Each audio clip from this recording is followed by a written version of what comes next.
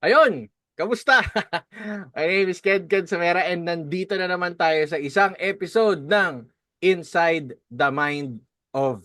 It is episode number 66 and ang topic natin ngayong gabi ay frames and filters in sales closing. And this is Inside the Mind of Romel, the Savage Closer Isla. Oy, Romel, kamusta? Yeah, I'm good. I'm good. Yes, Yeah, ito na it's naman been a tayo, while. bro. Ito na naman tayo. Let's go. Pero ito, filters, frames. Ano nga ba to? Ayan, pag-usapan muna natin. Ano nga ba ang filters and frames? Kasi, I mean, favorite natin to eh. Lalo na yung frames, di ba? Oo. So, it's very, very, tulad ng ginagawa natin ngayon. This is setting up frames eh. This is Mm, setting up a frame. So, ano nga ba ang frames? Okay. Sige. Pagdating sa may sales closing, Hmm. pagka sinabi nating frame, basically, sa perspective ko, it's how we train them kung paano natin sila ite-train, kung paano i-perceive yung question, paano nila i-perceive yung yung position natin at paano din nila i-perceive yung sitwasyon nila sa ino-offer ko. Hmm. So yun yung pinaka frame. However, commonly na nagiging problem right now is that mahilig sa general questions yung mga service providers or yung mga nasa sales, for example. Ang question nila palagi is that ano yung target mo? Like ano ba yung sales goal mo? Ngayon, dahil ganun lang naka-frame yung question, Hmm. dry. Parang mag-iisip lang sila, ano ba talaga yung gusto ko? So ngayon, yung iba diyan, makikipangarap sila sa pangarap ng iba or makiki-goal sila sa goal ng iba. Hmm. So hindi din siya motivating dun sa prospect or sa client to take action kasi nga gagayahin lang nila yung sinasabi ng iba, Hmm. right? So yun yung sa may frame. Ang isa Hmm. sa difference nung well-framed na question is that ito example. Instead of me asking, instead na tatanungin ko lang na, oh, ano ba yung sales goal mo? I'll go with something along the lines of, okay, Ken, pretending na, let's say, okay na yung ginagawa mo and then magaling ka na makipag-usap sa mga tao and then Hmm. you're getting addicted sa results after results after results. Meaning, medyo busy ka na ngayon sa fulfillment and at Hmm. the same time, happy ka din kasi merong mga kliyente. Mga ilan yung deals na handle mo right now or ilan yung client na ina-handle mo as of the moment? Kuwari, 5, gano'n. Okay. So five. So Hmm. dahil frame ko siya na it's already happening. Okay, or naka-frame na siya na hindi siya whether makakapag-close back or hindi. Bypass yung makakapag-close back or hindi. It's more on ilan yung okay para sa akin. Ilan yung busy ako pero masaya ako. Ilan yung deals na for me fulfilling or okay siya para sa akin. So that's how ganun ko siya i-frame yung question. Kasi kapag ka nag-set na, oh, ilan ba yung goals mo? Ilan ba yung gusto mong ma-close na deal? Or ano ba yung target goal mo? Unang filter kasi nila diyan or unang i-consider nila, wait lang, kaya ko ba? Hmm. Wait lang, ah deserve ko ba? Deserving ba ako ng ganitong klaseng mga wins? Okey. Usually diyan kasi lumalaro yung utak ng tao. Kumbaga nasa-shape tayo kung paano tayo mag-isip, kung ano yung route na pupuntahan natin, paano tayo mag-decide, depende kung paano naka-frame yung question. Mm. And I think sa iba't ibang community ginagamit din 'yan. Before, yung mga usapay nasa seduction community, 'di ba? They don't just ask Ano na, seduction? oo, 'di ba? They don't just ask kung, oh, ano ba yung gusto mong ginagawa? No, like i-describe muna nila yung feeling bago sila magtatanong so that it will be relatable and uh, may hugot internally. Okey. Mm. May mga kasi I do think, sobrang vast ng experience mo and knowledge mo with this topic kasi talagang ito yung tinutukan mo for how many years na rin, Oo. brother. Mm. So, usually sino ba yung mga nakakausap mo? Sino ba yung mga clients mo with what you do right now? Anong mga Okay. industries nila para at least ma-frame lang. Ayun na. Sineset natin yung frame eh. Ah, Qualify muna aha. natin para ma-set natin yung frame kung sino ba yung mga talagang tatamaan itong episode na to at ba't ba sila kailangan makinig dito? Sino ba yung usual na clients mo? Yung majority or sabihin na lang natin na pinaka the best talaga na dapat nakikinig dito, mga agency owners. Bakit? Agencies sila. Kasi, Okay. oo. Kasi karamihan ng mga agency owners, it's like they're really, really good. Parang gets na gets nila kung paano nag-work yung offer nila and then paano din nagtitrain ng mga tao. Ang common lang is that ah parang sila lang yung nagko-close. Mm. Okay, so sila lang. And then, ngayon, ang nagiging challenge nila dahil wala din silang framework, hindi din nila mai-share yung point of view nila. Hindi nila maipakita yung perspective nila doon sa pagtuturuan nila. Mm. Nagiging challenging sa kanila na ipasa yung skill. And Okay. dahil challenging ipasa yung skill, wala silang choice kundi sila na lang yung gagawa. So Mm. ngayon, nagiging bottleneck mismo nung negosyo sila. Parang gusto nilang mag-grow, gusto nilang lumaki, pero yung nasasakal yung negosyo sa kanila. Kasi kailangan pa nila talagang gawin yun eh. Sila talaga eh. Oo. Okay. Okay. Okay. Gets. Mhm. So acknowledge muna natin yung mga friends natin na nakikinig ngayon. Hi. Yan, Mel, na tag ko na. So, Ayun. acknowledge natin. Hi, Glyza. Hi, Ramon. Ayan, Yun. oh. Oh, Hi mga Ramon. Yan supporters na sila to. Glyza. Oh, Oh. oh, mga Tsaka sila supporters na si to. Day. Oy, si Day. Oh, Oy, nandiyan Day. din. Mukhang hindi Guard. tayo kita dyan, ah. Oh. Guard, may Oo. lababo dito. Labas. Ah. Oo, tol eh.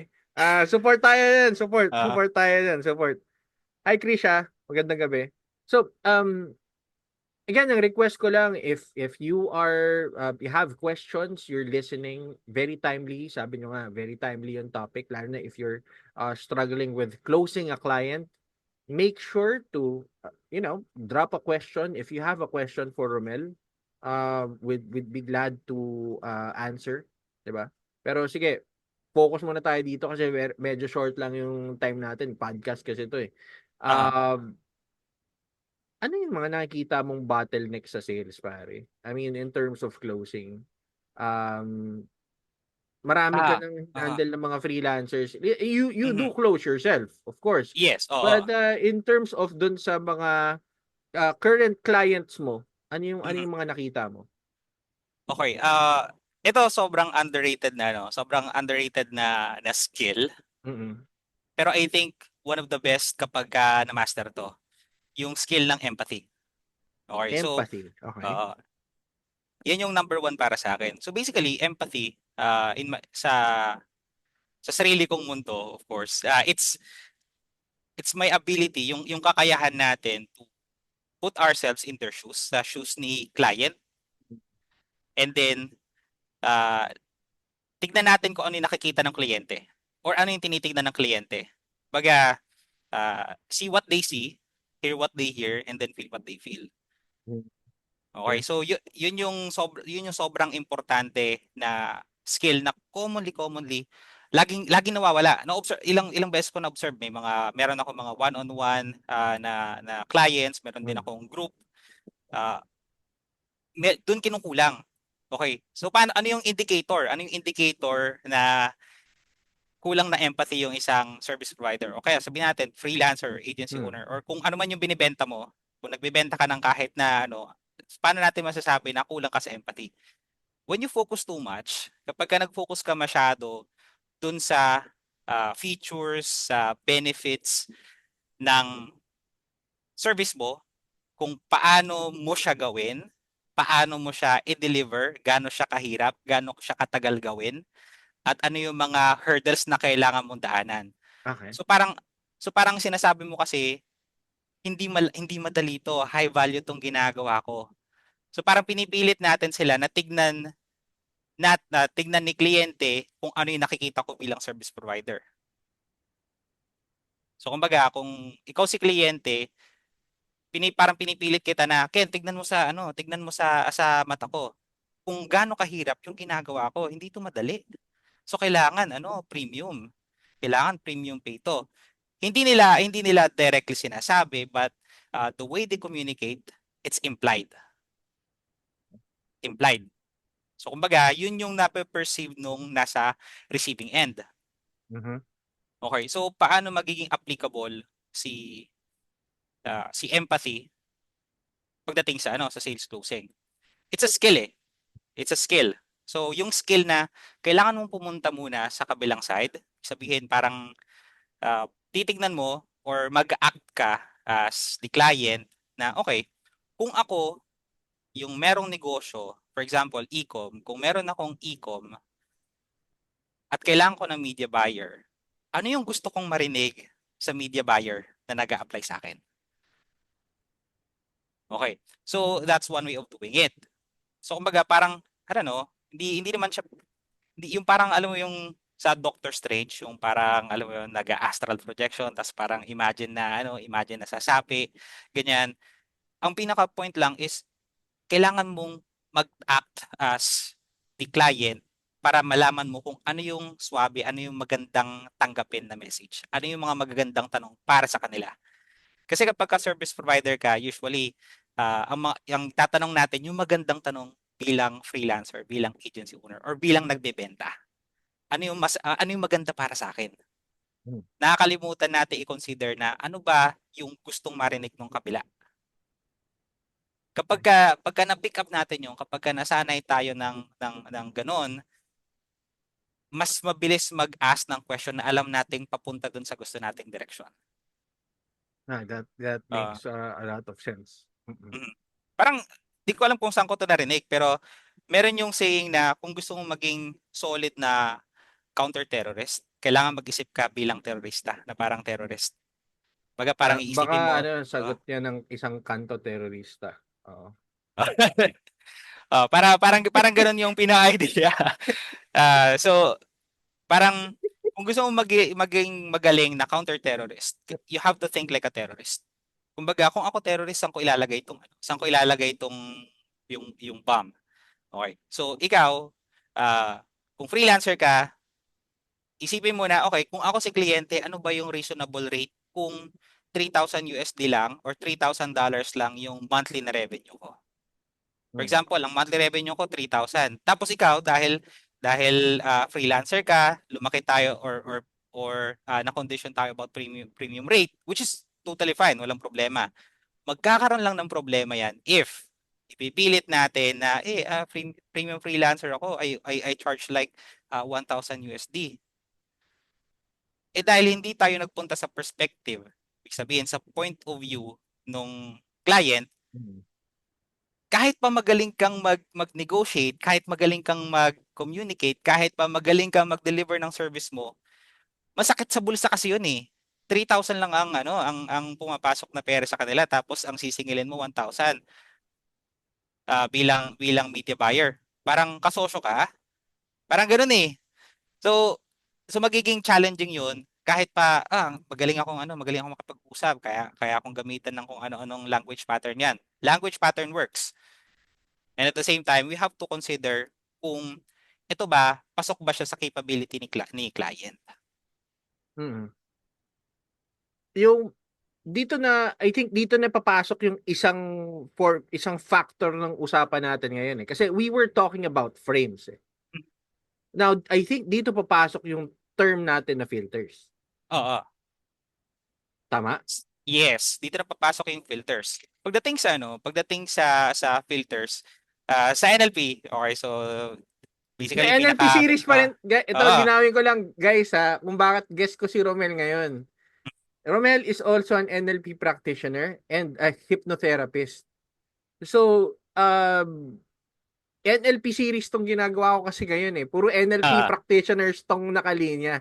So, akala nyo, uy, bakit sales? Hindi, hindi. NLP practitioner si Romel and he has infused neurolinguistic programming and hypnotic language dun sa mga ginagawa niya for sales and closing.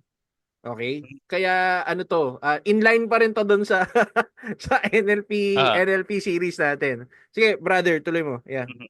Actually, yun ang pinaka-foundation ng lahat eh. Pinaka-foundation ng pinaka-skill ko mismo, NLP. Kasi sa NLP, basically, ang ang pinaka definition sa akin, it's devouring kung ano yung gumagana or modeling kung ano yung gumagana. Pag may nakita akong gumagana, pero wait lang, paano gumana yon? Bakit? Okay, Hmm. paano siya gumana?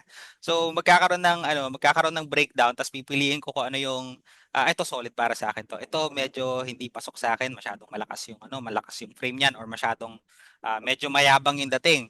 Pwedeng gagana to kay Grant Cardone pero hindi to gagana sa isang Romel. So hindi ko mahirap i-model 'yon, hindi ko i-model 'yon. So that's how I usually do it. Ngayon, going back dun sa usapang filter, Mm. pagdating sa yung utak kasi natin, ano yan eh, meron tayong different types of filters. Nagfi-filter tayo diyan. It's either deletion, ibig sabihin tatanggalin natin yung mga hindi relevant or i-ignore or sasadyain na either consciously, ibig sabihin sinasadya natin or unconsciously hindi natin sinasadya na delete natin. And then generalization, basically, pag may nangyaring isang bagay sa atin, gagawin nating general. Parang dahil nangyari sa akin to, lahat ng bagay ganyan na rin. Okay, so yun generalization. And then distortion naman, it's like we're gonna twist o i-misinterpret natin yung mga bagay-bagay para lang tumugma dun sa pinapaniwalaan natin. So we're basically twisting it or para tumugma dun sa beliefs natin, sa emotions o kaya sa may assumptions natin. So yun yung tatlong klase ng filter. Ngayon, paano ba siya ah, paano ba siya ginagamit sa sales at paano din nagagamit sa atin ng mga kliyente? Hmm. So kapag yung isang client meron na siyang particular na belief, for example, Preconceived preconceived. belief. Meron na siyang preconceived belief, meron na siyang Oo. paniniwala na nauna. Mm. Ang gagawin niyan, i-align niya yan sa belief niya kung paano siya makikipag-usap sa iyo. For example, kung meron na siyang belief na basta Pinoy, pwede mong bayaran ng mura at mag-overtime at hindi yan magrereklamo, kahit na ano yung mga sabihin mo, i-filter out na yon. I-filter out niya kahit sabihin mo, high value ako. Hindi mo Wala, makukuha ng hindi, dahil high hindi. value ka, sabi niya high value siya. So I'm willing to pay ng premium. Hindi siya ganon. And then, so deletion yon. Tatanggalin nila. Kumbaga, kahit na ano yung sabihin mo na high value or premium, mabubura yan. Hindi nila makikita yan. Kumbaga, para siyang totally invisible para sa kanila. Or talaga na, twisted. Kasi, generalize nila na basta Pinoy. Basta Pinoy, okay lang ng $3 yan. Okay, so that's how they generalize it. So, knowing na ganyan yung mga filter na ginagamit or nagagamit ng mga, kasi hindi naman lahat marunong sa NLP eh. Yan yung filter na nagagamit sa atin, yung iba na-offend. Parang ang sama-sama ng loob nila. And I understand where they're coming from. Gets ko kung bakit sila parang nasasaktan about it. Ngayon, dito papasok si empathy. Okay. Si empathy is, if we try to go inside their perspective, sa point of view nila, sa perspective nila na, yeah, kung ako, kilala ko si Ken na willing tumanggap ng $3, kung yun ang pagkakaalam ko, of course, ipipilit ko na deserving ni Ken ng $3, deserving mo ng $3. Kasi yun yung point of view ko eh. Kung gusto kong i-convince, kung gusto kong i-convince yung client or gusto kong i-persuade si client or gusto kong ma-influensyan si client ah, na hindi ako pang $3, pupunta muna ako sa point of view niya. Pupunta muna ako sa point of view niya. So paano gagawin 'yon? Number one, pwede mo na i-address. Yeah. Pwede mong umpisahan, i-frame mo na you understand them. Ewan ko actually naintindihan ko na karamihan ng mga freelancers right now, willing sila to get paid ng mga $3, $5 per hour. Ito yung frame, yes. Mhm. Kasi masisipag sila. Oo. Mhm. Masisipag sila. And personally, kung ako man yung nasa sitwasyon nila, I'm gonna do the same. Bakit? Kasi hindi ko alam kung paano mag-quantify ng value.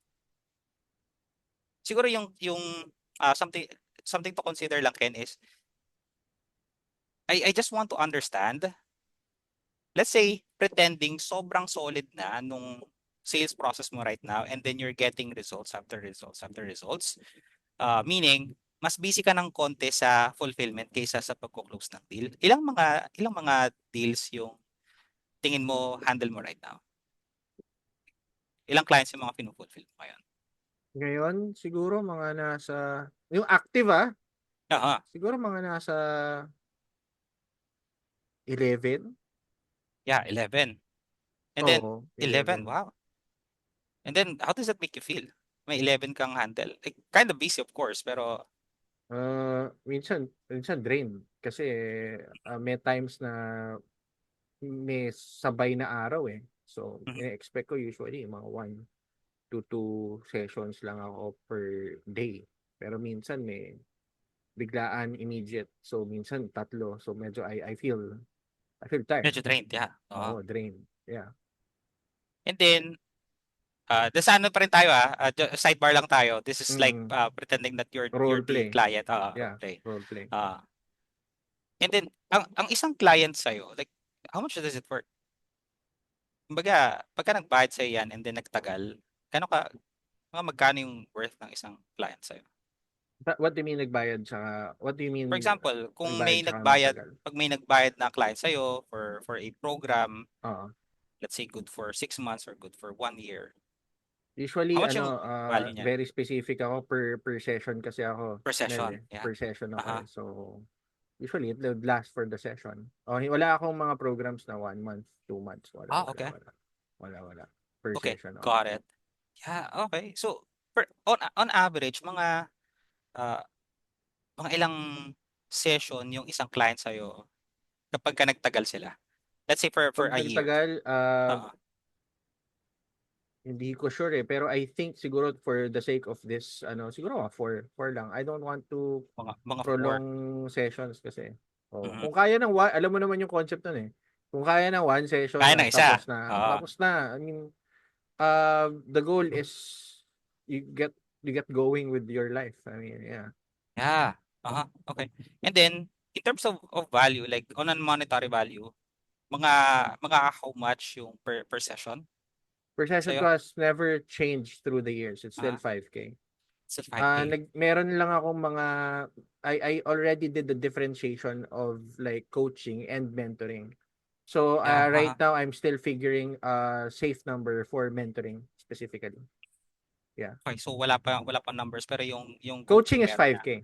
Coaching is 5K. 5K. Coaching therapy, yeah, 5K. Yeah. Fixed pa lang. So Haven't changed. around so that's around 20K per head. So that's mga If parang they 220 if no? they do the 4 sessions, yeah. Mm-mm. Mga 220. Okay. So let's say if I can help you na ongoing, meron kang additional pa na 5. So 20, mga 100K ano. Is Yeah. that like usually I usually charge the mga 10% for 10% for that. So I parang think that's fair. 50K. Oh, parang yeah, right? I think Mhm. that's fair. Yeah. Okay. So sidebar muna tayo from there. Part nung frame na ginagamit ko is that I'll have or first is kailangan ko munang puntahan yung mundo ni Ken. Okay, Mm-mm. paano Yeah. ba siya mag-charge? Ano ba yung negosyo niya? I can't go I can't go there pitching na ito yung service ko. By the way, sobrang galing namin sa ganito. By the way, Mm. ito pa yung ginagawa namin. At saka pagdating sa magaling ako sa NLP, magaling ako mag-close sa NLP pare. Ako, Hindi mo lang ma-off na ako natatanong. nun. Yes. I'll be off kaagad nun, guys. Mhm. So, because that's already, like, I feel that, kunwari ako, may alam din ako sa sales eh. May alam din ako Mhm. sa marketing, sa closing eh. I do see that the seller is being, like, over pushy. I mean, yung kay Yes. Romel kanina, the questions were mild eh. I mean, I Mhm. understand that these are qualifying questions eh. That Mhm. he is asking so that when I could answer better.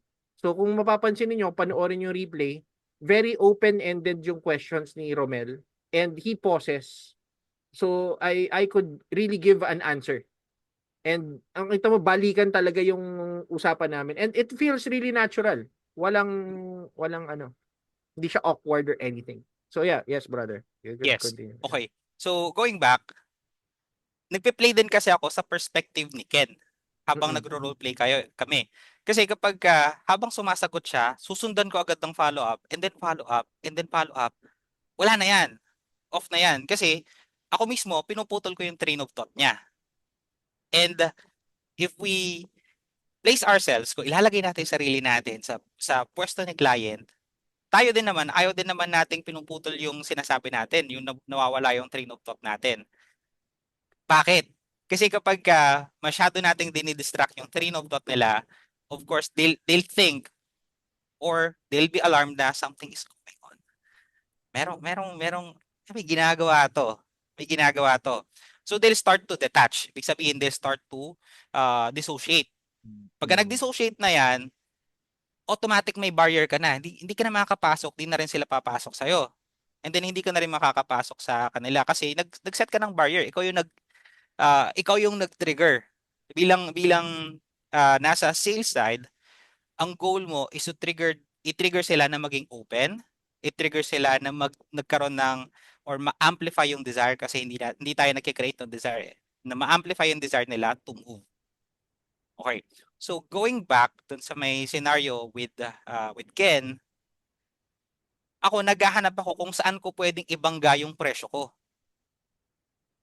That's part of the frame. Ang common kasi na closing technique is by the way, ang usual rate namin is 10% yung commission per close deal. Teka lang. Ulitin mo. Ano ba? Teka lang. Diba? Diba? Roleplay ba to? Roleplay ba to? Or Ano lang, parang the usual lang. Di ba parang, sabihin, ganito, sabihin mo siya in a way na yun na. Oo. Oo, okay, kasi parang, pare at client, balik tayo dun sa role play mode. O okay. game. So, Game, role game. play tayo. Okay, ako Ang si client, common, ako si client. sige. Before your role play, magbibigay muna ako ng Kunwari, konting kakagising background. lang ni client. Ayan. Ah, okay, tapos ang question, bigla akong babagsak ng question. So Ken, our basic package is basically since I'm a sales closer, I usually charge like 10% per close deal. Oh, 10%. Yeah. 10%. Yeah. Mas steady naman. Yeah. I think okay Mm, naman. okay. Subukan mo nga Kasi mag 20%. Subukan mo nga ah, 30%. Ayan, ayan, ayan, ayan. yeah. I usually charge like 20%. I usually charge like 25%. 25% for each na ma-close nyo. Aha. Steady, could you is that the best offer that you could maybe you could like work with 15%? Is that a possibility? Okay. Tapos sidebar muna tayo. Mag-off muna tayo ng konti. Then Ngayon, pinakita ko lang yung yes. Yeah, oo. yung ano na parang Mhm. pagkabagsak mo ng 25% yung mukha nung client yung nangasim. Yes, Nangasim oo. bigla. Mhm. Nangasim, ganun. Mm. Sa akin, goods yung makipag-negotiate for the rate. Okay, okay lang makipag-negotiate ng Oh, rate. negotiation. Oh, Walang workable problema yun eh. 'yon. Oh. Oh, the thing is, kapag unang bagsak mo, mali ka ng frame. Ibig sabihin, mali ka ng pinagbanggaan ng value dun sa presyo mo. Automatic, mag-iisip yan, wait lang, sino pa ba yung ibang nag-o-offer ng mas mababa? Classic. Kasi hindi natin sila tinuruan, hindi natin sila train during the call, during the conversation, kung paano titignan yung value. Okay. Okay, hindi natin sila na-train kung paano tignan yung value. Ngayon, dahil hindi natin na-train kung paano nila dapat titignan yung value, maghahanap ng reference yan. Maghahanap sila ng point of reference. Ang question, pagka hindi tayo yung nag-set ng point of reference, maghahanap sila ng mas mura. Oo, pupunta sila sa mas mura. Bakit? Bakit nila ginagawa yan? Survival instinct ng tao at saka yung loss aversion. They don't want to feel na they're losing something. Ayaw nilang maramdaman na merong nawawala na kahit magkano. Kahit pa sabihin natin na maliit yan or lalo na kapag medyo malaki, matitrigger yung loss aversion nila. Para nag-i-imagine na sila kung magkano yung mawawala. Bakit? Kasi hindi natin sila na-train kung saan ibabangga yung value. So kanina, kaya ako nagtanong kay Ken kung ilan yung mga client na in-handle niya at magkano at hanggang kailan nagtatagal or nakakailang session para alam ko kung paano ko computein yung value. So for example, so since 5,000 isang session, umaabot siya ng apat. So ilan yung apat? So that's 20K. Kung 20K, imumultiply ko yon by 10, automatic 200 kumbaga 200K 'yon. Pagka sinabi ko na I usually charge like I usually charge like 10%, so parang mga 20,000 lang yung, which is a portion lang naman siya nung iuwi mo talagang pera. Okay lang ba sa iyo? Hmm. Well, kasi ang sagot ko sa'yo dito is okay lang sa akin 'yon. Kasi usual kong binibigay 'yon. So when you offered 10%, ang dali ko mag-oo.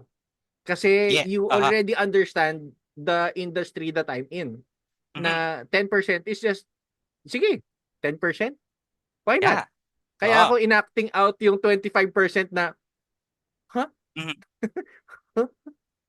Pagdating sa ibang industry, for example, mga media buyer, copywriters, web designer, mga funnel designers, doon ko din siya binibase by percentage or by ratio. By ratio. Sabihin, pag-uusapan namin ano yung potential value na makukuha nila.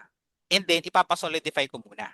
Ibig sabihin, ipapasolidify ko, parang pagka nagbigay ako ng scenario na, okay, so potentially ito yung pwedeng mangyari kapag solid yung funnel mo, solid yung automation mo, solid yung copy mo. Pero sa'yo ba, okay ba yan? Or do you think pwede ba nating ma-hit yung number na yan? Do you think we can actually hit that number? And then, sila yung mag-justify na, yeah, oo, you sure? I challenge them a bit. Kumbaga, konting tulak lang para sila yung mag-solidify ng stance nila. Yeah. Ngayon, dahil accepted na, they already accepted the frame na this is something that we can get, itong ganito kalaking value, ipaparamdam ko na I'm just getting like a portion of it. Ibig sabihin, I'm gonna tell them na, okay, so basically that's additional 20K per month if our paid ads work out, right? So Ito na yung 20K, mga math part. ah, Ito na yung mga math part ay mga ng math ano part. math Okay. part Maganda nito So kung ngayon, advice lang natin sa mga nakikinig. Maganda nito kung naka-calculate ka na or medyo sanay ka na dun sa numbers na yon in advance ha. Yung ah, hindi ka ah, ah, magka-calculate on the spot nung yes, ganon. Minsan acting out mo na lang yun ng okay, na just parang to kino-compute mo. parang Mm, kino-compute mo pero alam mo na yon. Ang ganda dun, yes. alam mo na dapat yun. Yan yung importance pala ng isang ina-advocate ko ngayon na magkaroon ng sariling ROI calculator. Okay. Kailangan Malaking bagay yun. malaking bagay 'yon. Uh, Teka, wait. it's I-autofocus mo muna si camera. nagja-Japanese ako eh. Oo, Okay. tol eh. Napunta kang Japan bigla, bro. Ah, Okay, go. Ayun nga. Going back, yun nga si going ina-advocate back, mo. Yeah. I'm advocating na magandang magkaroon ng ROI calculator. Kasi kapag meron kang sariling ROI calculator, alam mo kung paano mag-compute nung return na makukuha nila if they get your service. Mm. Kasi right now, isa sa na-observe ko is that a lot of freelancers, tsaka even yung ibang mga naging agency owner na, when they talk about value, they talk vague. Parang, I'm gonna help you grow your e-com. Wait lang, what does growth means? Anong ibig Anong ibig sabihin ng sabihin growth na anong sinasabi ibig mo? sabihin ng growth na yon? Lalo na kapag ka mga kausap mo mahilig sa Nag-blur ka, may gago. lalo na yung mga kausap mo na Yan. mahilig sa numbers, sobrang importante nun. Isa sa client ko. Tinuruan ko siya kung paano i-define yung consistent growth. Mm. Yan na yung ginagamit niya ding closing spiel. Parang ginagamit niya na pang-close. So, kapag nakipag-communicate, papunta na sa may closing part, paano, Mm. pagka magko-close na yan, so basically client, what I'm gonna help you with Sige, role is play, to role help play. you. Game. So basically, Ken, what I'm gonna do is I'm Mhm. gonna help you uh, grow your e-com brand Okay. 20% bi-weekly. So right now, Weekly. Oh, you bi-weekly. Bi-weekly. bi-weekly. Right. Yeah. Okay. Got it. Uh-huh. So right now, you're around 50K, 50 grand per Mm-hmm. month. Mm-hmm. So by the end of around 90 days, that's uh, if we're lucky, we'll get 70. But if we're not, if we do it consistently, I'll be helping you generate extra 40% on your revenue at the end of the 90 days. Yeah, so that's 50. So that's around 80 grand per month. Oh, okay. So, yeah. That's So that what really really nice. mm, Nice. As I my friend usually said, noise. It's noise, man. noise. Yeah. I Noise. usually charge like 1,500. So basically it's just a fraction, like 2 to 3% of the monthly revenue that you're getting. But that's me though. How do you feel about it? I think that works well. I mean, yeah, that works good. Really really good. Okay, gotcha. So I think the next steps would be, and then papunta na dun sa ano yun, papunta na sa paperworks. Oo. So in Yung term add ko sige, lang go dun, ahead. no, yung just pinging with what you said, um, kanina kasi sinabi mo yung tungkol sa growth eh. So, naisip ko din, if you were to have, ano yung pinag-usapan natin kanina? ROI calculator. Growth and something, growth in income. Ah, Growth, anong, may specific na consistent term eh. growth. Consistent growth, ayun, ayun, ayun, ayun. Mhm. So, if you were to define consistent growth, Romel, what Mhm. would that look like for you? Okay, so Hindi, basically, ay, wag mo na go, sagutin. I mean, ah, yung question na yun, syempre, pag in-apply oo. natin yung mga strict, clean language yun eh. Diba? Oo Mali, man. tol, medyo Oo. superpower yan eh. So, I mean, that kind of question, if you throw that in, iba, makukuha mo kaagad yung, ano eh, yung, makukuha mo kaagad yung sagot eh. Yes. Kapag tayo na yung nag-set, ibig sabihin tayo yung nagsabi kung ano ibig sabihin ng consistent growth. A Mm-mm. lot of ano, may mga clients talaga na sasabihin nila gusto kong lumaki, gusto kong mag-scale, gusto kong mag-grow, Mm-mm. gusto kong lumago yung negosyo ko. Pero pagka hindi natin na-paint sa kanila kung ano yung itsura ng growing, pagka hindi nila nakikita in their head kung ano yung itsura ng growth, babalik sila sa default, which is safety. Safety. Kasi tayo, hardwired tayo for survival. Ibig Oo. sabihin, anything na maramdaman natin na parang there's a threat. Ibig sabihin, something na kukunin sa atin, especially if something of value, pera, or opportunity, ano tayo, matithreaten tayo. So, ang automatic na response yan is mag-close. Or ibig sabihin na mag-close, sasarado natin, hindi na tayo mag-engage. Magde-detach na tayo. Atras na. So ngayon, in terms of helping them paint the picture, ako sinasabi is, ang tinuro ko dun sa client ko is basically when we say what we do with our current clients right now. So hindi ko sinasabi na ang ginagawa namin. What we do with our current clients. So I'm framing na gumagana siya. Kumbaga I'm implying na gumagana na siya. Kasi dahil dito, although totoo naman na gumagana siya. Pero hindi hindi mawawala na sa utak nila, mawawala na yung question in their head na will it work or not? It's already bypassed. Wala na yan. It's either it's either nasusulit ba ng client yung result or hindi. That's where we want to explore. Doon natin gustong maglaro ng conversation. Hindi yung gagana ba yan? Hindi. Kasi nandun sila sa conversation in their head na either gagana or hindi, will it work or not, kapag nandun sila sa conversation na yon, mapipilitan tayong i-defend na hindi gagana to. And then sila, paano kapag ganito? Tapos tayo, hindi, gagana yan kasi ganito. Now, we are on the chasing mode. Tayo na ngayon yung naghahabol sa kanila. And the more we chase them, the more they run away. Lalo silang lalayo. Pero kapag ang conversation natin, instead of will it work or not, nandito tayo sa how much you can enjoy or gaano ka konti or gaano karami, it implies na meron ka may enjoy. Pero whether konti or hindi, depende sa'yo. Dun yung game ngayon. Going back dun sa may painting the picture, we don't just say na consistent growth. Anong ibig sabihin nun? Sa amin, nila Ramon, ang consistent growth means we're increasing your ad spend by 20% bi-weekly without dropping your returns. Ibig sabihin, dadagdagan natin yung ad spend mo, tataas yung ad spend mo nang hindi bababa yung returns. Ibig sabihin, the more na nagdadagdag tayo ng ad spend, lumalaki yung kita mo. Hindi bumababa yung returns kasi hindi bumababa yung ROAS. Kasi e-com yung client, no? Oh, Tama. kasi e-com yung Kasi client. e-com yung client, yes. Clarify lang So, namin kasi aha. baka iba-iba kasi yung background sa nakikinig. Ang dinidiscuss kasi namin kung kaka-join nyo lang, e-commerce client. Kuwari ako yung e-commerce guy. Oo, yun yung role play namin wala kanina. Pero shift ko lang ng konti, Mel, no? I think napansin ko kasi with how you were delivering things kanina, malaking factor sa'yo yung pag-notice ng micro expressions. Kasi ito yun eh. Onting movement ko, nakatingin ka rin sa akin eh. Tinitingnan mo yung Yes. facial expression ko.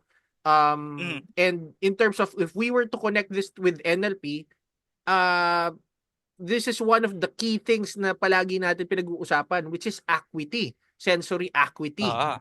'Di ba? I Oh, mean, yeah. Oo. it's very important that you know or you know what to look at, you know what to listen to, and you know what you have to feel or what they have to feel. 'Di ba? Yes. So sa sensory acuity. So nakita ko kanina adaptive yung approach mo with onting gumanon yung mukha ko tapos nagde-demo ka rin na umaatras, 'di ba? Yes. Oo. So kita mo lean forward even though it's online, it's hindi siya face to face. You would see lalo na kung naka-on yung camera kaya very important guys na when it's a conversation or a discovery call or an interview, you have your cameras on and you have yung kita yung ano kung may kausap kang client, nakikita mo kung ano yung facial expression niya para onting ngiwi or movement na ganun. You get to to understand because these are all information. So how important is itong understanding ng ganito like understanding micro expressions, body language Mm, with what you do, Romel? okay. Understanding micro expressions kahit na yung mga very subtle, napaka-importante niyan kasi it's a feedback eh. It's a feedback. And communication, ang common, lagi nila sinasabi ng communication, 'di ba? There's the sender and then there's the message and then pagka na-receive. Okay.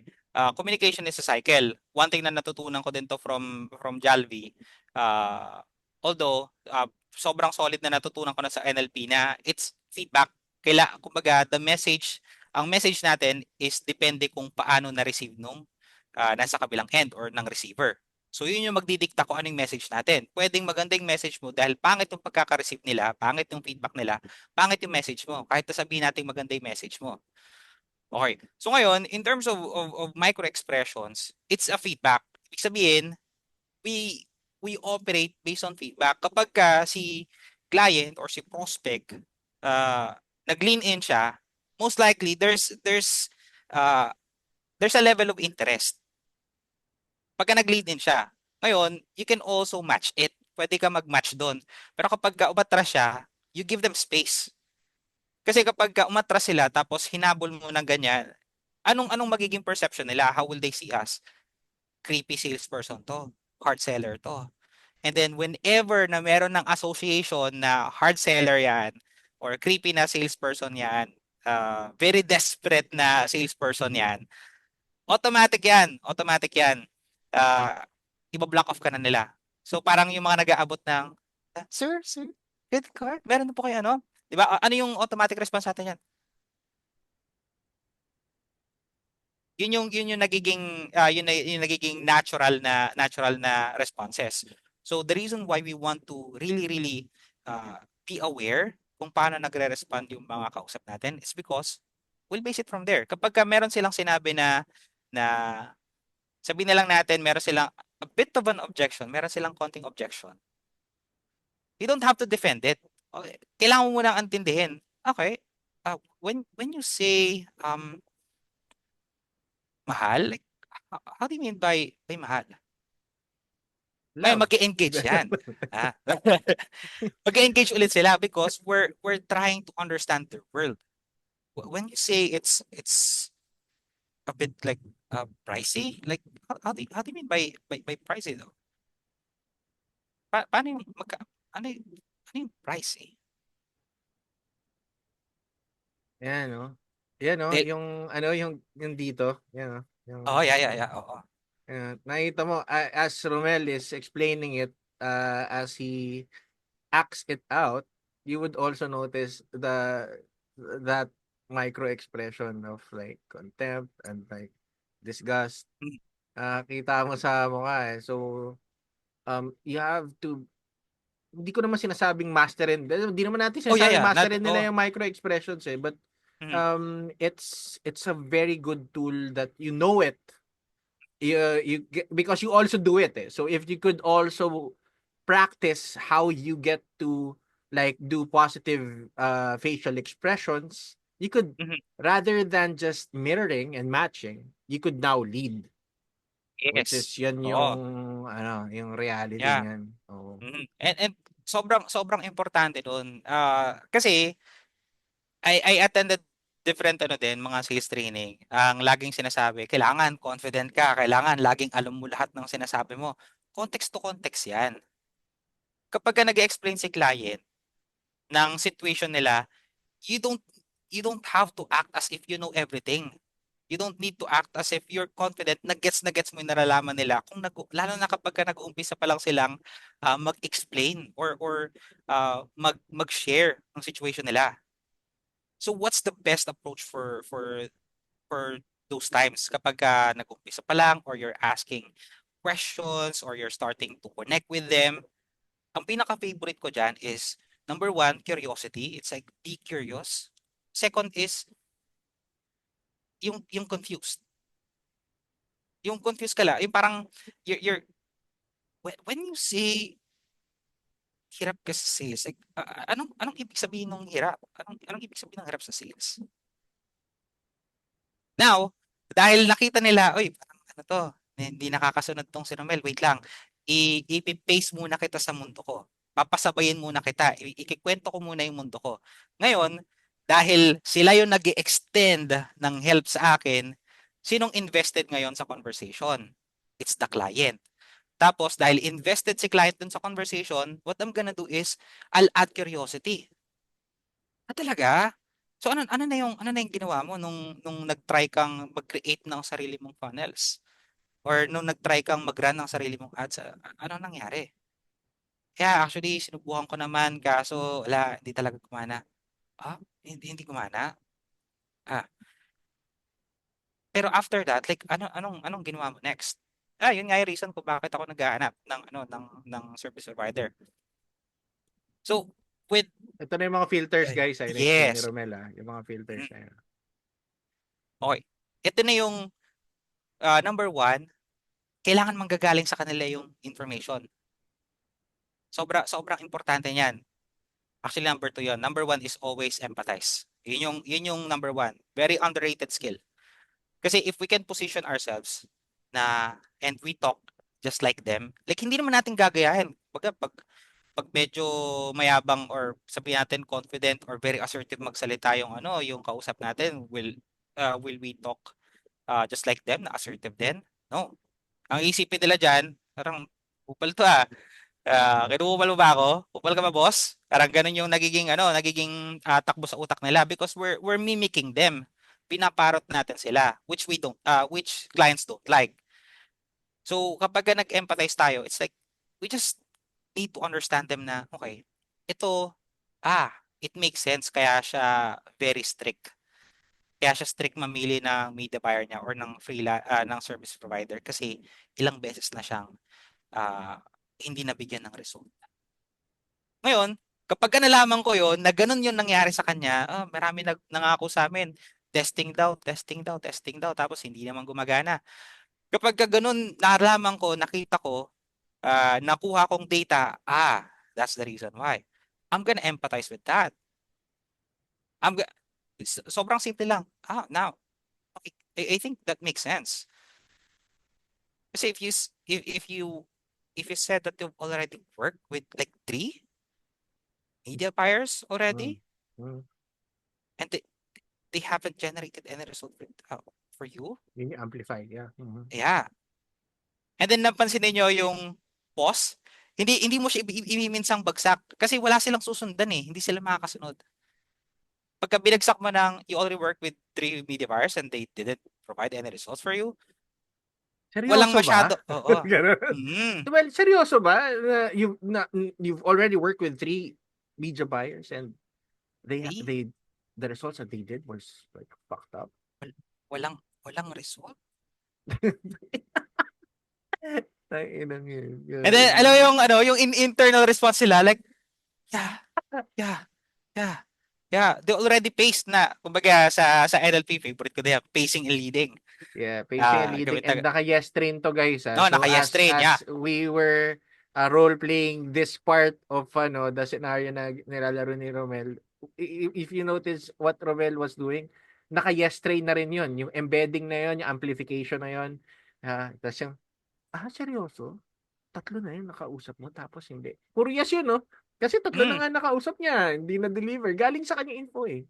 yeah, oo. Tapos, lalo niyang sinosolidify kasi nag-agree siya doon.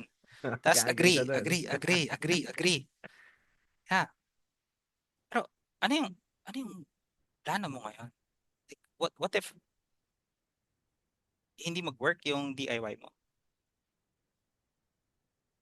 Now, that creates the pain. Or nagke-create kayo ng pain yun. Paano pagka hindi siya nag-work? Kasi nag-agree na sila na hindi gumana, hindi gumana, hindi gumana. Oh, have, you- have you have you considered or I don't know, na-consider mo ba na paano kung hindi gumana yung DIY? Ay, wala nang ano, hindi pwede yun kasi invested na ako dito sa negosyo na to. Naglabas na ako ng pera and all. I did everything that I can. I hired the best people and then or yung iba naman kapag mas malaki, like may mga employee ako na nag-aantay. So now we're getting emotional input from them. And then ang isa sa favorite question ko dyan is, so, okay lang sa'yo yun? Pagka sinabi nila, hindi, malulugi yung negosyo, tsaka sobrang invested na ako. Then I'll ask them, "O- okay lang sa'yo yun? Are you okay with that?" And sila, syempre, the responses, eh, hindi. Siyempre hindi. Ayan, ayan. Oo. Hindi. Siyempre hindi. Oo. Yan. Sakay na yan eh. Yes. So that's how they ano, yun yung magko-cause ng totoong scarcity sa kanila. True scarcity. Kasi may mga fake kasi na scarcity na, oh, by the way, you only have 1 slot for this month. Fuck. Pero ang totoo niyan, hindi ka, close na close ka na talaga ng deal, hindi ka pa nakakakuha ng isa ng dalawa na target mo. So, yun yung, when we say scarcity, it has to come from them. Kailangan, hindi natin siya ginagawa, we elicit. Sabihin tayo yung nagiging instrument para lumabas yung scarcity sa kanila. That's the internal pressure, hindi yung external. External pressure kasi is we're telling them, by the way, Ken, ano na lang, meron na, I only have 1 slot for this month. And then hindi na ako mag-open next year. Talaga? Talaga? Yun yung mga fake na, yung mga fake na scarcity. So, if we want to create scarcity or if we want to elicit the scarcity from them, it has to come from them, of course. Okay. Kaya ang positioning nun, this will be the last workshop for this year. Which Oo. is true. Which is Mm. true. Kung totoo. Oo. Oo. Walang Laki, problema yon. totoo. Kung totoo Oo, yon. kung Pero totoo. kapag ka sinabi mo na last workshop na to, tapos next month, Pag hindi tagpo-promote mo ulit. frame, natatawa ako dun pag hindi naka-frame eh. Yung tipong, hindi, last workshop ko na to. Pag, last workshop ko na to, pwede, kung sinabi mo kasi this year, okay lang. Okay, understood. Oo, carry. Oo. Magkahabol ako kasi ayoko, ang tagal pa ng next year eh. Scarcity, Mhm. na-scarcity ako doon. Pero kung, last workshop ko na to, tapos alam, yung sa loob ng utak ko parang, gago. Next year, alam ko, tatakbo mo ulit yan, man. By public demand, di ba? Siyempre, Ah, due to persistent public demand, we're running. Well, ito nasa industriya kami ng ganito, guys, eh. So, alam namin yung yung mga scarcity plays with this one. Pero sige, Mel, Mhm. tuloy mo lang. Yeah, tuloy mo lang. Ang main naman na natin ngayon, guys, sa mga kaka-tune in lang, we were talking about frames, yung mga questions na yan to set up and yung paano ka mag-preframe, setups, ganyan. And we were also talking about filters. Okay? And we role-played a couple of things mula kanina in regards to with understanding and main na topic natin earlier was empathy 'di ba? Oo. We were talking about empathy and sige Mel, jump muna ako sa isang question. I Sige. know kasi marami ka pang i-deliver and I think you have an upcoming workshop naman that you could talk about more detailed about this mas may structure. Kasi ngayon guys, Aha. nagtatanungan lang kami ni Romel. We're just having fun kasi matagal na rin kami hindi nakapag-usap. So ano to itong mga topics na to kaya kami nag-enjoy because it's really close to our hearts. Lalo na wala pa kami dun sa mga nerd out namin na session dahil Ay, sa oo. NLP tsaka sa mga budol-budol na Hoy, putek, astig yung sinabi niya question na yan Ayos ah. na, oo. Oh, ayos yun, ang lakas nun ah. Diba? Tapos, note down na yung mga questions na yan, no? Pero, Mel, siguro ang question ko, there are lots of freelancers listening right now. I just browsed the comment section and acknowledge lang natin yung mga friends natin na nakikinig ngayon. Siyempre, enjoy pa rin si Ramon. Si Mark, Dota mamaya. Yan, Mark. Oo. Si Catherine, si Joshua. Sup, Josh? Yan, sabi niyo, yan, body language is 55%. I think he commented earlier when we were talking about micro expressions eh. Yes, Hmm. brother, we all 100% agree with that up here. Oh, sila Mark Eslava, si Chris, yeah, sila they. So, most of the people here listening are freelancers. What's like quick lang kasi alam ko paubos na tayo ng oras eh. Ano yung pinakamalaking bottleneck sa mga discovery calls sa mga freelancers ngayon? Alam ko Ang sinagot mo na to ah, kanina pero isang quick answer lang. lack of empathy and focusing too much on yourself. And what's the answer for that? Ano yung dapat nilang gawin? If you were to give like a 1, 2, 3 step or tips for them to overcome this or to get more results, ano yung dapat nilang gawin? Okay. Step number 1, empathize. See yourself as the client. Okay? Okay. Huwag kang magsasalita bilang service provider. You talk as if you are the client. Second is train them how to see value. Kailangan natin silang i-train kung paano tignan yung value. Kasi pagka sinabi natin na puro tayo value, very vague, you have to train them. What's value for media buyer? Ano yung value kapag ka copywriter ka? Ano yung value kapag ka sales closer ka? Ano yung value? You have to tell them how it looks like. Paint a picture. Make it clear for them, not for you. Kasi tayo, may ano tayo eh, parang we feel good when we describe our service. Pero ang sobrang importante dyan, we make them feel good if they avail our service. And then number 3, prioritize internal pressure than fake external pressure. So, ito yung pinag-uusapan natin recently about like scarcity, Oo. ito pressure, ano to eh, isa to sa mga ina-advocate ko rin pag ano eh, pag lalo na pag closing eh. Naniniwala ako na ang isang magaling na closer kaya mag-instill ng pressure at kaya rin mag-remove ng pressure. Yeah. Oo. Uh, May mga times na kailangan, may mga indecisive na clients kasi na minsan ang dali i-close, dagdagan mo lang ng konting pressure, puta, close na kaagad eh. Oo, minsan naman na sobrang pressured naman no, kailangan mo pa alisan ng pressure. yeah. So totoo 'yun kasi usually if ang sales kasi nasa movement from A to B. Movement from A to B. So kumbaga, well, maraming definition yung sales. For example, solving problem. Okay. Pero in picture, if we're to put it in picture, basically we just want them to move from point A papunta sa point B. Like point B is your offer, point A is their situation. Ngayon, the pressure that we want, ang gusto nating pressure, hindi sila ma-pressure na magpunta sa point B. Ang gusto nating ma-elicit, ibig sabihin, gusto nating ilabas nila yung pressure kung bakit nag-stay pa sila dito and why they don't want to stay here sa may point A. Kasi kahit na ang ganda ng offer, sobrang it's a no-brainer. But they still anchored dun sa may situation nila kasi mas familiar sa kanila na nahihirapan, mas familiar sa kanila na nag-struggle, mas familiar sa kanila na hindi nakakakuha ng wins, mas familiar sila in creating excuses why things don't work for them. If we don't put pressure here, if we don't elicit the pressure here, kahit mas sobrang ganda nitong point B, they don't see it. It's like, yeah, that's good, but I think medyo okay pa ako dito, hindi pa ako ready. My confidence isn't there yet. I think yung skill set ko wala pa diyan. That's how people usually respond. So, if we want them to appreciate this, ma-appreciate nila yan, lalo na kapag maganda yung messaging natin sa may content, the way we converse with them, and even if yung word of mouth, kung paano tayo kwento sa ibang tao, ma-appreciate nila yan. Kaya lang, kapag hindi pa painful yung situation nila dito, ang mindset, okay pa naman ako. Actually, yun ang pinakalaban natin eh. Hindi naman talaga yung ibang service provider. It's not. It's not the other service provider. Hindi yun ang pinakalaban natin.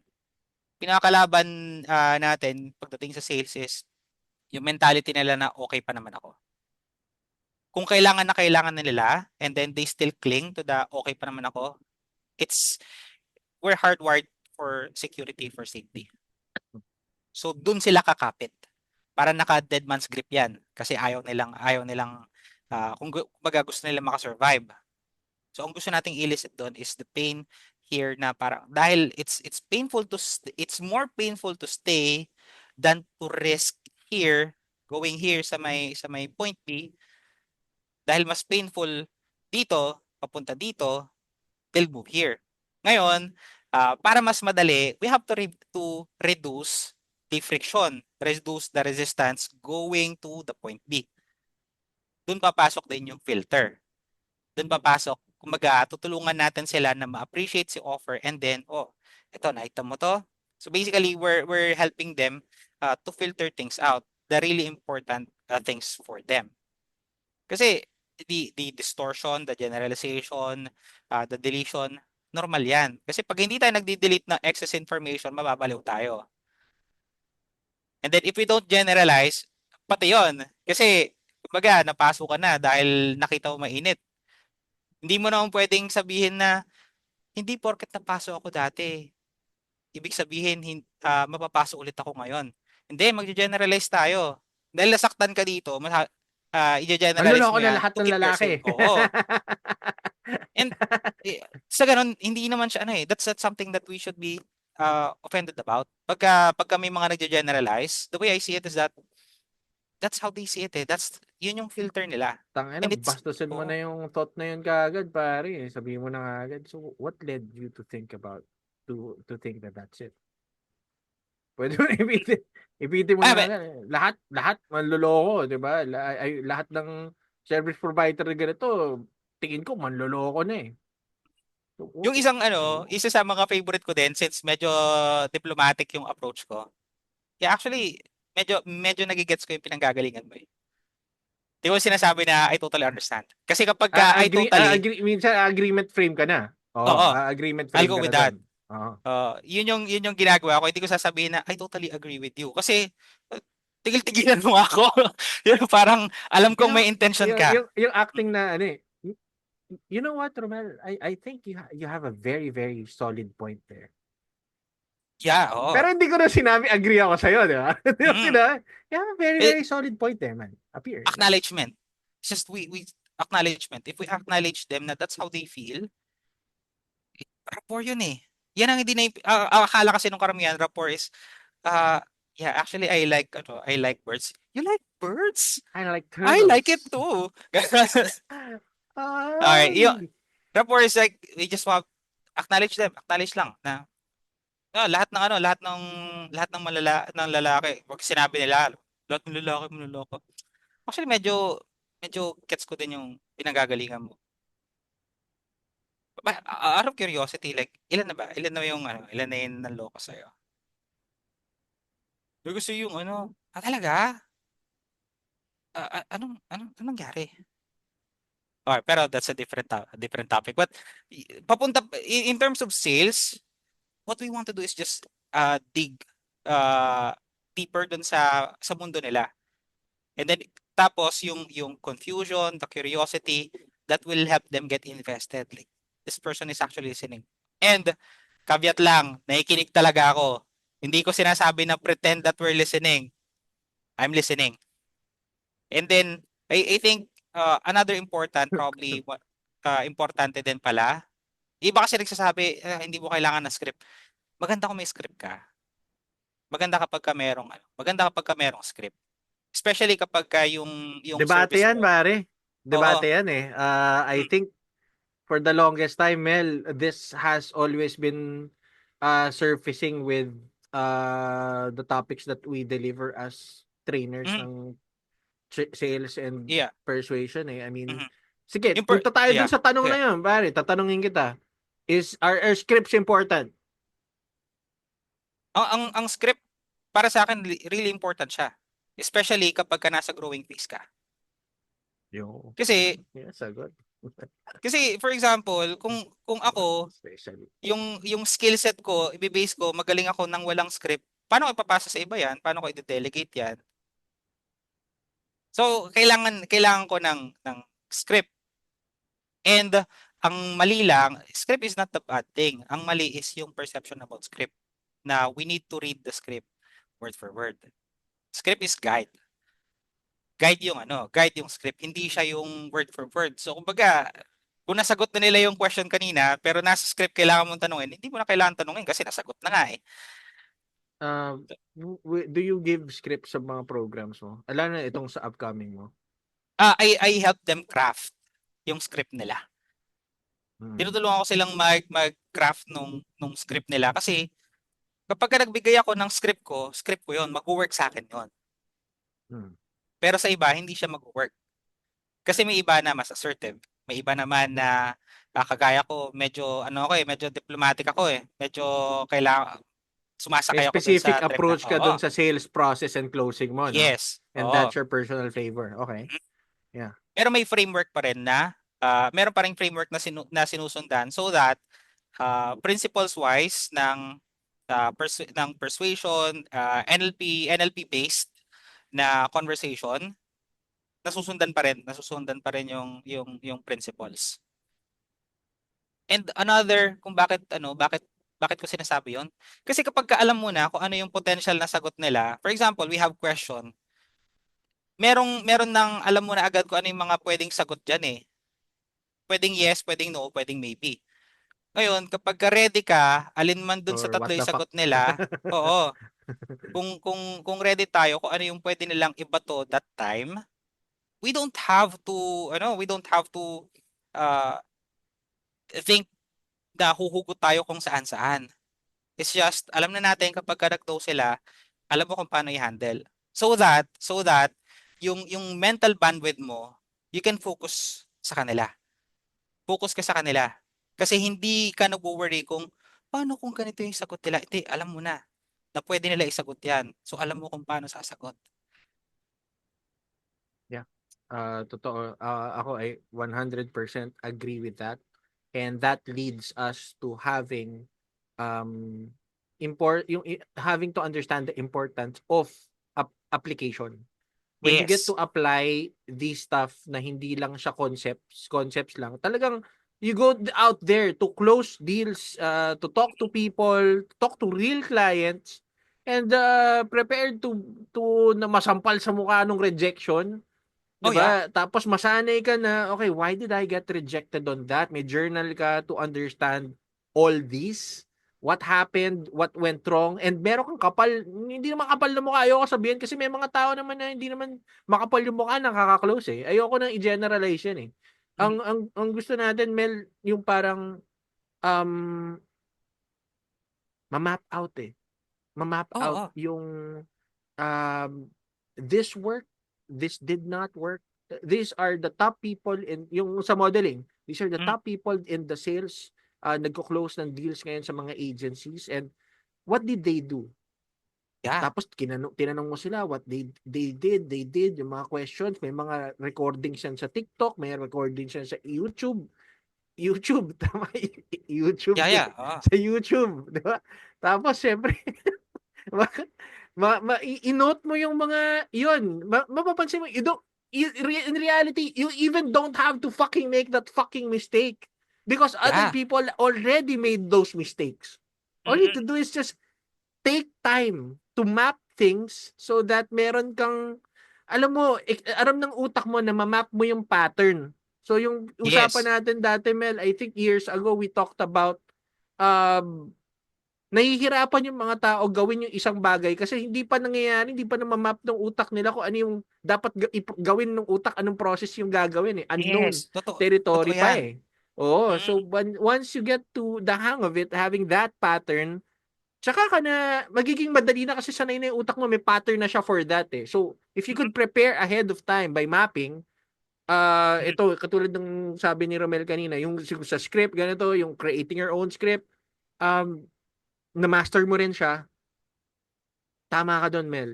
Mas may time ka ngayon mag-focus dun sa conversation itself. You're Mm. not inside your head anymore. Tama ba? Oo.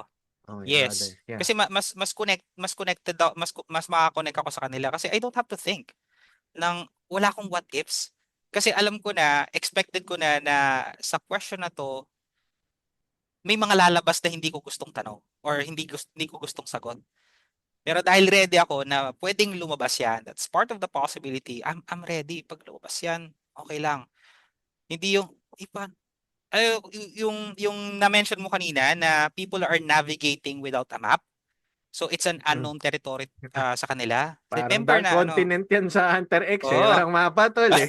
Oo, agreed. Ano, sa... oh, sa, Ah, yeah, since it's unknown, dahil unknown territory yan for them, it causes them to be anxious about it. mhm. Mas magiging anxious tayo. Right. And dahil wala eh. Di, parang new territory to. So ngayon, ang utak natin maghahanap ng safety. Mhm. Safety yung hahanapin natin. Now, here's the thing. Kapag tayo engage yung utak natin, engage yung mind natin in looking for safety, we forgot to engage with them. Hindi tayo nakaka-engage sa kanila kasi ang engagement natin, how to be safe sa sales call, sa discovery call. So ngayon, mawawala yung number one, Okay. empathize. Yun yung mawawala. Kasi, ano eh, nandito ako, nakatutok ako sa sarili ko kung paano ako magiging safe, paano ako hindi mapapahiya, paano ako hindi magtatanong ng nakakahiyang na nakakahiya, or paano ako hindi pagtatawanan, paano nila hindi isipin na na baguhan lang ako, paano nila hindi isipin na wala akong alam. Pagka ganun na yung thought pattern natin, basically we're in our head. There's no engagement anymore. We're not connected with them. We're not empathizing with them. And the more uh, or the less empathetic we are with our prospective clients, less connection, less rapport, less trust, sales. So, ito pa, Mel, okay lang, mga last two questions, Sure, brother. sure. Oo. Um, as we were discussing, mula kanina, ito naisip ko ngayon lang eh. How important was like your knowledge and background with NLP and hypnotic language patterns dito sa how important was it sa journey mo? Kasi I think yeah, uh for the past years you've also been advocating understanding this stuff eh. So how Sa akin, important was it for you? personally, pivotal siya. Kasi without NLP, ang meron lang ako is mimicry. It's like I mimic without knowing kung anong gumagana or hindi. Wala akong proper na feedback loop or feedback system what works. Before, for example, isa sa pinaka number one na model ko in terms of sales closing, in terms of techniques, Wolf of Wall Street, Jordan Belfort. Siya yung Belfort. ano, siya yung Okay. number one. prior to understanding NLP, hindi ko naiintindihan kung ano yung tinuturo niya. Hindi ko nagigets. Like, wala akong naiintindihan. So, minimake ko lang. Tapos hindi gumagana. Pero nung nagkaroon na ako ng idea about NLP, about modeling, okay, this works, ito yung hindi, what makes it work, tapos paano ko siya gagamitin sa akin, and then paano ko siya iterate sa personal uh, communication style ko or sa process ko. Now it makes sense. Doon ko nakita na, shucks, Jordan Belfort is communicating ng double layer. One layer is yung sa verbal, and then the second layer is yung sa subconscious. Kaya ang galing niyang, ha? Aha, aha, aha. Doon ko natutunan yung mas magandang doon ko natutunan yung mas magandang ah, agreement ng hindi tunog power, yung, di ba may pangarap ka, di ba? Usually maamoy na ng client kapag kapag nang kausap natin kung nasa particular industry tayo. And for me, sobrang okay lang ang mga sabihin natin MLM, multi-level marketing, magandang business model 'yan. That's a good place to start or to learn sales. Ang kailangan mo lang dyan is having an understanding alin yung tamang line lang na tatapakan mo at alin yung line na hindi ka na dapat lalampas. So good business model yan. Ngayon, dun ko natutunan na, okay, Jordan Belfort is actually communicating ng double layer. One layer is yung sa verbal, and then the other layer is the subconscious. It's like kausap niya din yung internal dialogue ng tao. Yung kumbaga nagsasalita pa lang, hindi yung tao nag-iisip ng ano kaya ulam mamaya. Wala kang ganoon. Kapag ka nagdi-disengage, mag Manong ulam. oo, puputulin ko na 'yan. Pero hindi ko sasabihin ng, nandito ka pa ba? Hindi ako maggaganon kasi very obvious 'yon. Ang style doon would be na-mention mo kanina na you're a bit like stuck. Aha, aha. Yun lang yung kailangan ko eh. Di ko naman kailangan ng verbal na yes eh. Yung nag-yes lang sila sa utak nila, yeah, oo, oo, oo. That's enough. Di ko kailangan ng verbal na yes kasi maraming like, yeah, oo, agree ako doon. Tapos sa utak nila, kaya kumbaga minumura ka nila sa utak mo, ay sa utak nila, like, na, Lul! Lul! kaulo. May mga ginagaganon. Lul! No? So yeah, yun yung that's how pivotal yung NLP and even hypnosis, like yung attention, kung paano mag-direct, redirect, and then how to pull attention kapag medyo disengaged na sila. If you're a hypnotist, like sobrang obvious kung nasan yung attention nung kausap mo. And that's a super super super cool na things to learn. Mahaba, hindi na namin madidiscuss Hindi na yan dito. kaya. Hindi na, hindi Hindi na, hindi kaya na, eh. hindi na, hindi na kaya, hindi na kaya. Pero, Mel, since ito yung pinag-uusapan natin and I see na you've really been passionate with teaching your understanding, your approaches with this one. Ano yung upcoming mo? Kasi nakita, one of the reasons lang, I mean, open naman tayo sa public. I mean, message ko si Romel eh. I saw that he had the program and very interesting eh. So ano, would you be open to sharing it to our listeners right now? Yeah. Yeah, sige. I'm good. So, this coming March 24, probably like mga next week, Monday. I'll be launching, ilalabas ko ulit yung si Savage Closing Crash Course. So, Crash Course, this is batch 9 already. So, ang pinaka ginagawa nito is I'll be helping you create your own processes, understand your own offer. Tapos, na-mention ko kanina na kailangan turuan natin sila kung paano or saan nila ibabangga yung value ng service natin or ng ginagawa natin. Kasama yon, madidiscuss yun. Even the ROI calculator, paano ka gagawa ng calculator so that you don't have to guess kung ano ba talaga ano yung value na ginagawa mo. And then sino lang ba dapat yung kausap mo? Sino lang ba dapat yung kinakausap mo? Or yung sino ba yung dapat kasama mo or kausap mo sa isang sales conversation, sa sales call? Kasi ito very devastating para sa akin. May mga nakita ako na freelancers, even agency owners. Parang question nila yung sarili nila na parang bobo ba ako or hindi ba talaga ako para dito?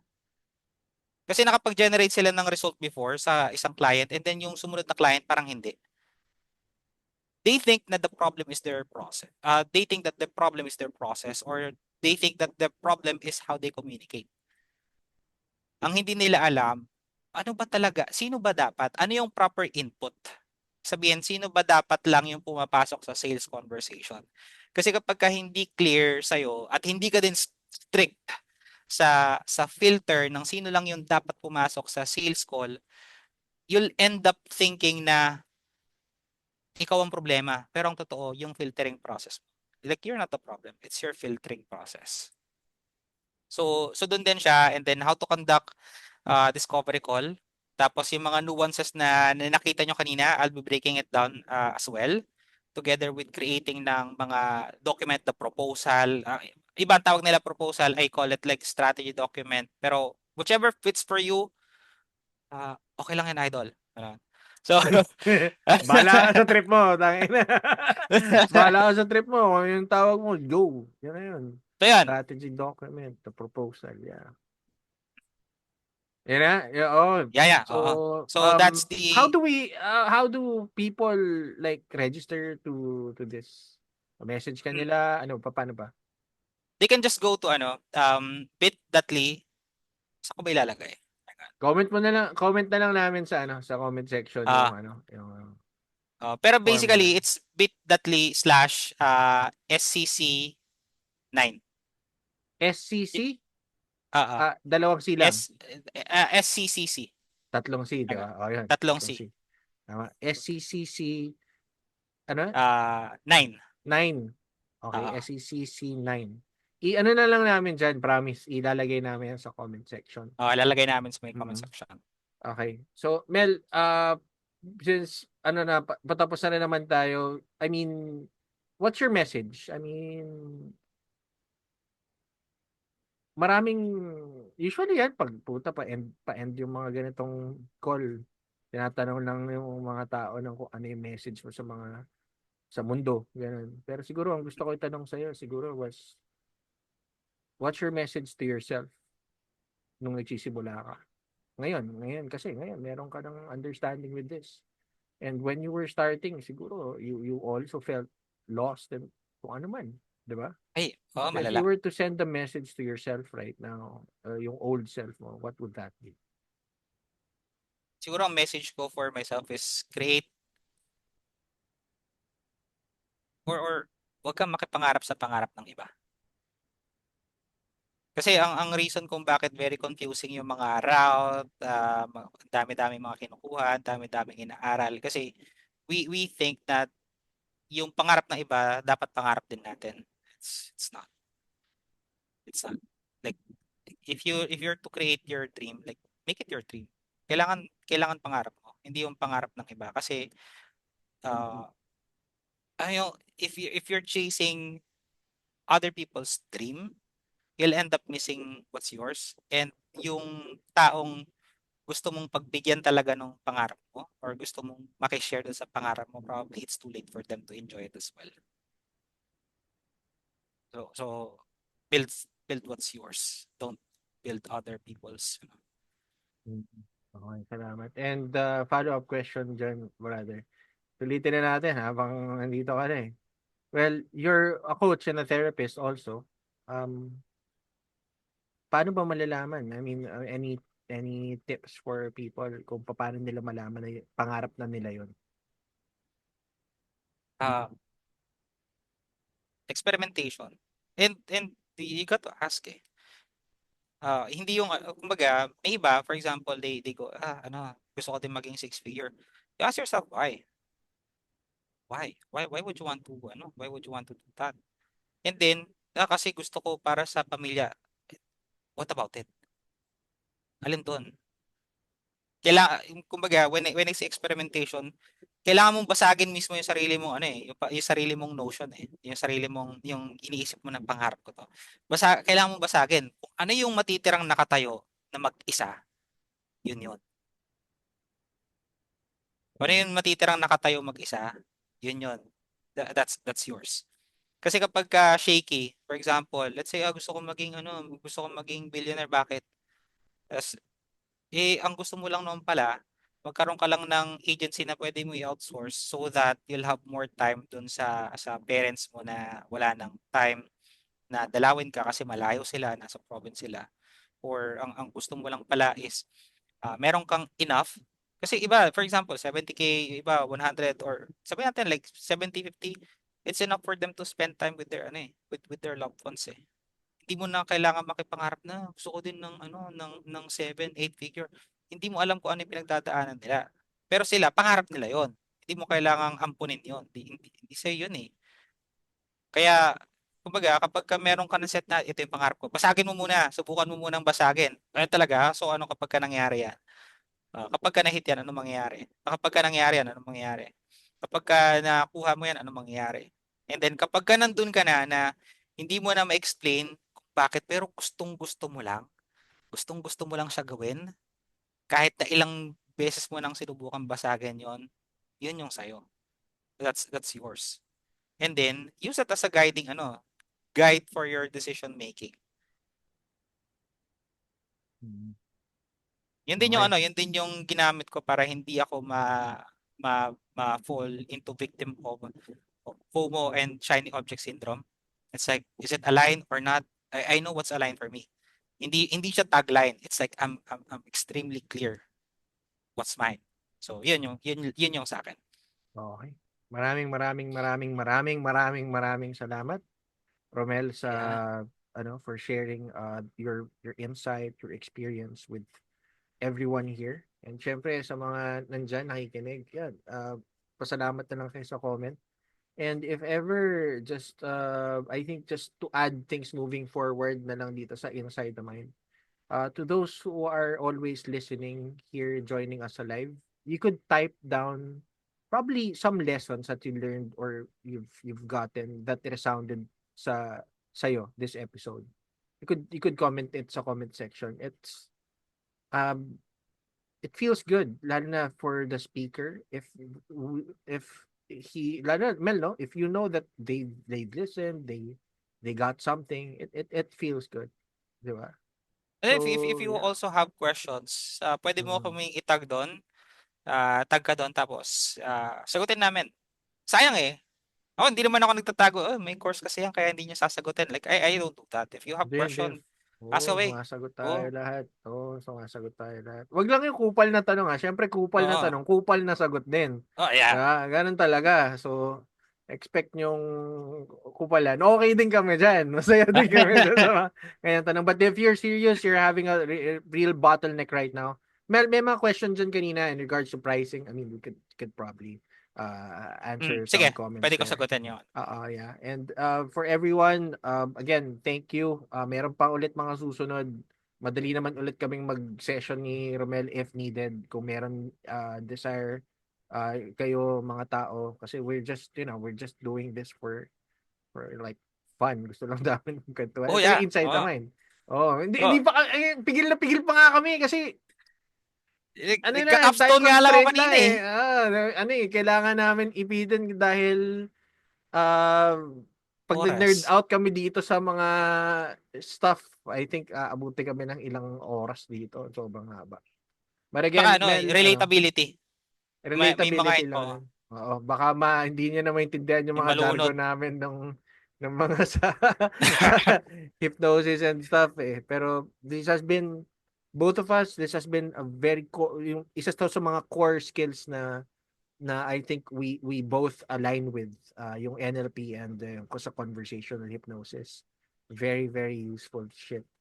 So, again, Mel, maraming salamat. And kita-kits tayo ulit sa susunod na episode ng Inside the Mind of. This has been episode number 66. Ang title ang focus na tong episode na to was Frames and Filters in Sales Closing, Inside the Mind of Romel Isla. Again, my name is Ken Sumera. Kita-kits ulit sa susunod na episode. Magandang gabi sa inyo. Mabuhay, mabuhay. Ah,